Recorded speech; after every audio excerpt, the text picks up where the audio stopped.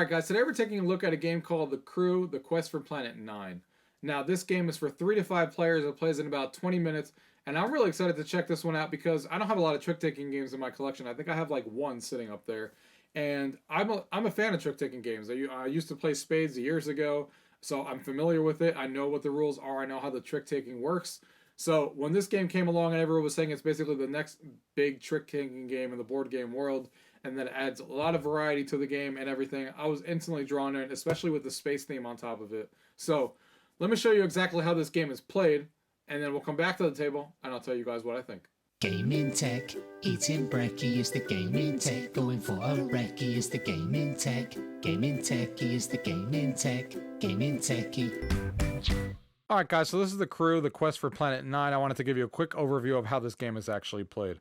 Now, if you guys are familiar with games like Spades and stuff like that, you may already know how to play this game pretty much 90% of the way. Basically, let me give you a quick rundown if you've never played Spades before on how that actually plays, because that is basically how you actually play this game. So basically what you're going to do is you're going to take these pile of cards and you're going to shuffle all these cards together. But first let me show you the suits, because like in a regular playing card, there's suits. In this game there's 5 suits. There's the pink suits, there's the green suit, there is the yellow suit, and there is the blue suit, and there is the rocket suit. Now, rocket is trump. What trump means in a game like this, or spades or stuff like that, is means that it beats every other suit when you actually play it. So if someone were to play a blue and it's supposed to be the highest card wins, the rocket would trump all of that and win the hand. And basically what you do is you shuffle all those cards together. You shuffle all these together. You hand them out individually to all the players. Let's just do this, really quickly. We just shuffle them up. It doesn't really matter how well they're shuffled up right now, but basically you take them all. Let's say that they're supposed to be even, but I'm just doing this quickly, where everyone gets the same equal amount of cards in their hand, and that's basically your hand. Now, in a regular game of spades, all you're doing is everyone's looking at their hand of cards. You're usually playing on partners or something like that, and you're trying to win a trick. And a trick is the 4 cards that are actually in front of you. So, for example, let's say that I was the first person to go, and I decided to play a 6 of green.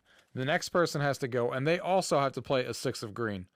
If they have a green in their hand, they have to play a green card, and obviously it's going to be the highest who wins. So if they don't have green, then they're free to play any color that they want, but they're obviously not going to win the trick if they just play, any other random card. So apparently they're not going to have their last one. So see how they got that, and now this person does the exact same thing. Looking at their cards, they have 1 green, so they play that. And obviously this person over here played the 8, so they would be the one to win the trick because it's the highest who wins. And now they're the starting player. So now they pick a card and they play a 1 in blue. So now I have to follow that suit. So I would have to play the 4. And then this person comes over here and they do it going back and forth and back and forth. Now, when it comes to a point where you don't have the card that they're actually looking for, like this one, I don't have that color in my hand.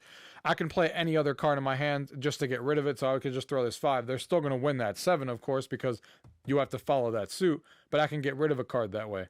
Or what I could do instead of that is, this is my opportunity. Since I don't have any other cards, this is when I can play a rocket card. The only time you can play a trump card or a rocket in this case is if you don't have the actual card that was the starting suit.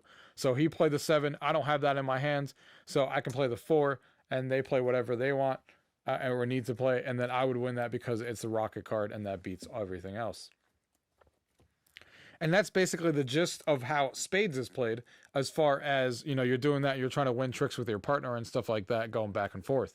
What makes The Crew, The Quest for the 9, what their twist is to this trick-taking game, is a couple of things. First of all, those rocket cards that you just saw before, the first person who's going to go is the person who's going to be the commander, basically, of the ship, is going to be the person who has the 4 in their hand. So if I was the person that got the 4 in my hand, I would be the first person to go, and I would say, hey, I got the 4 in my hand, and I'm going to be the person who leads the trick, who's going to be the first person to play the card on the table.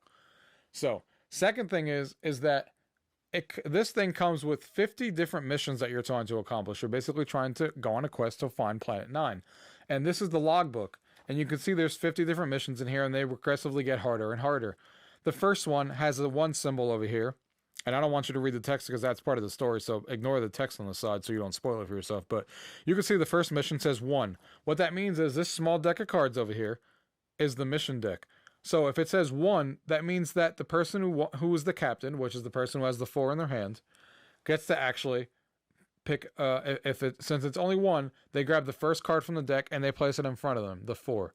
So that means that in order for this mission to be successful, this person, the person who's captain who got this card, now needs to win the hand. When the 4 comes out, they need to be the one to win that trick, or else the mission fails.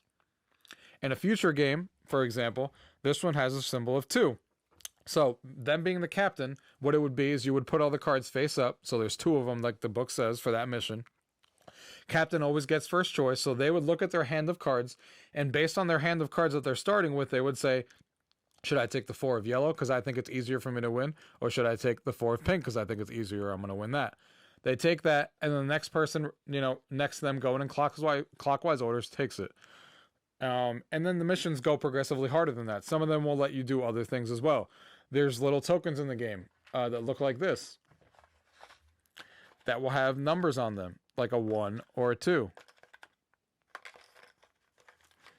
Or a 3 or a 4, depending on what it is. And that would mean that if these are out and that's part of the mission, that you have to win these now in order. So now this person who takes this card has to win the 4 in yellow first before this trick is taken. Because if not, the mission also fails.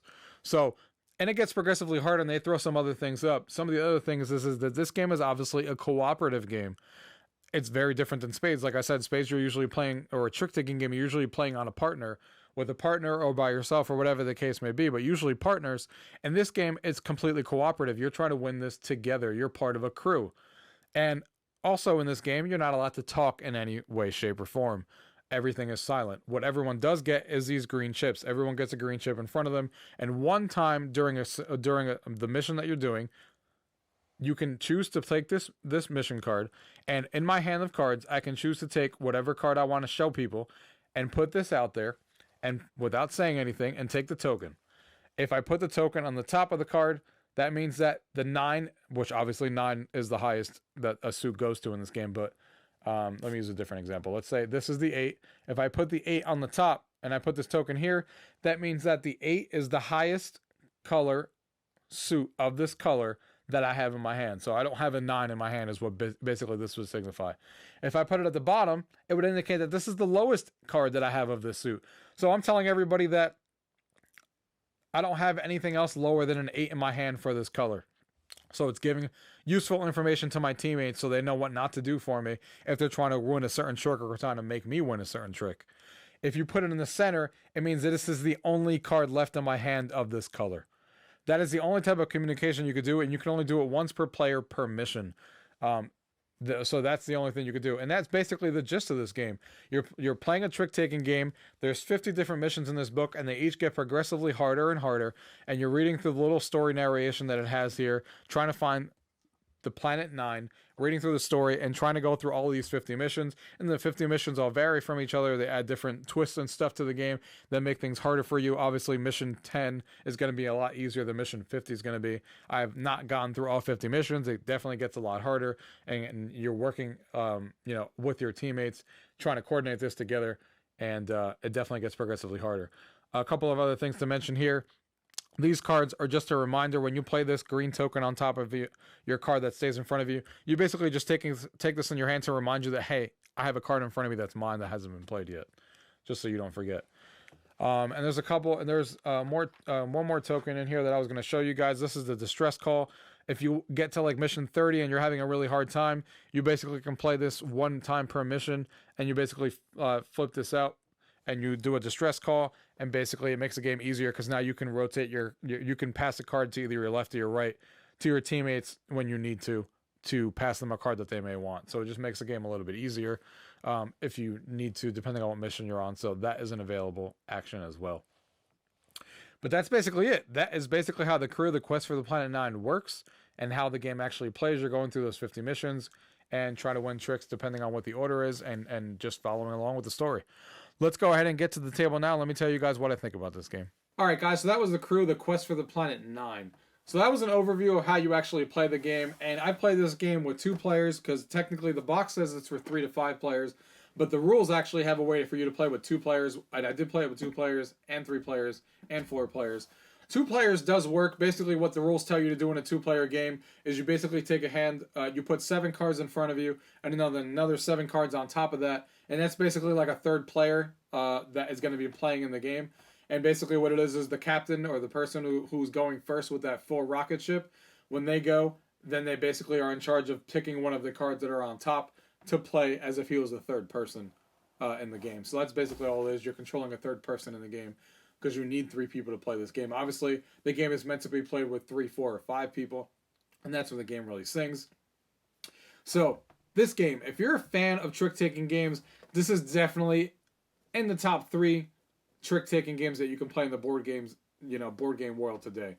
The mission variety, obviously each mission being different than the other, you're always trying to either win a trick or you may have to win it in a certain order. You may not be able to even give any information about your cards to other teammates. There's always a wrench being thrown into your plans, and each mission is cool because they're all very different from each other. There's just 50 different things that you're trying to do as you progress, and they obviously progressively get harder and harder as you progress through the game. And it's obviously a trick-taking game at its heart, but the mission design on top of it, that you're going through all these different missions, definitely give it a different flavor than regular trick-taking games. On top of the fact that I actually really like the cool story that's in here. Obviously, you're trying to find the Planet 9, and it starts off with a nice little introductory story, and each mission gives you a little, paragraph blurb on why you're doing that mission right now and what you're actually trying to accomplish in that. I think that adds a lot to the flavor of the game. Whenever I do a mission, I definitely haven't read any of the ones that I haven't done. Only when I am about to do that mission do I read the paragraph that's there, and I take that into account, and then we go ahead and we do our mission. So I really like the little story aspect that's in here to give it that more flavor. And this is a really good one to bring out because especially if a lot of people are already familiar with the game of spades and a lot of trick-taking games. So it's not going to be a hard game to teach because most people are already familiar with that concept. And if they are, you're basically going in here and explaining like 3 or 4 rules at the most and just telling them about the mission design, and you're saying, hey, in mission 1, you're taking the first mission, and you have to win that trick when that number comes out. Everything else plays like spades. But then, as it gets progressively harder, you're adding more wrenches into there. You're adding more missions that you have to win. You're adding that you have to win them in a certain order. You're adding that you can't talk to each other and share any information with those little tokens that you put on the cards that should give information to other players. Obviously, this is a cooperative game, which really adds to the game because it's very different than a trick-taking game where it's usually a partner thing. This one, you're actually trying to win together, so it gives it that different feel. This one is a really, really good game, guys. I'm really happy to add this one to my collection, and I'm really happy that I was able to review this thanks to Cosmos to sending me a copy of this game to actually be able to review it for you guys. Definitely going into my collection. This is only my second trick-taking game that's in my collection.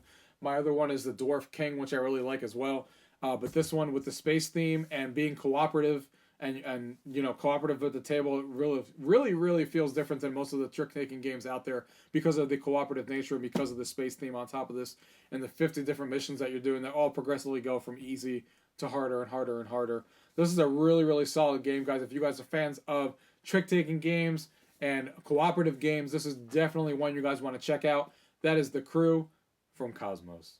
If you guys have any questions about anything you guys have seen here today, as always, leave it down below. If not, thank you guys for watching. Till next time. Tech, UrGamingTechie is the gaming tech. UrGamingTechie, gaming tech.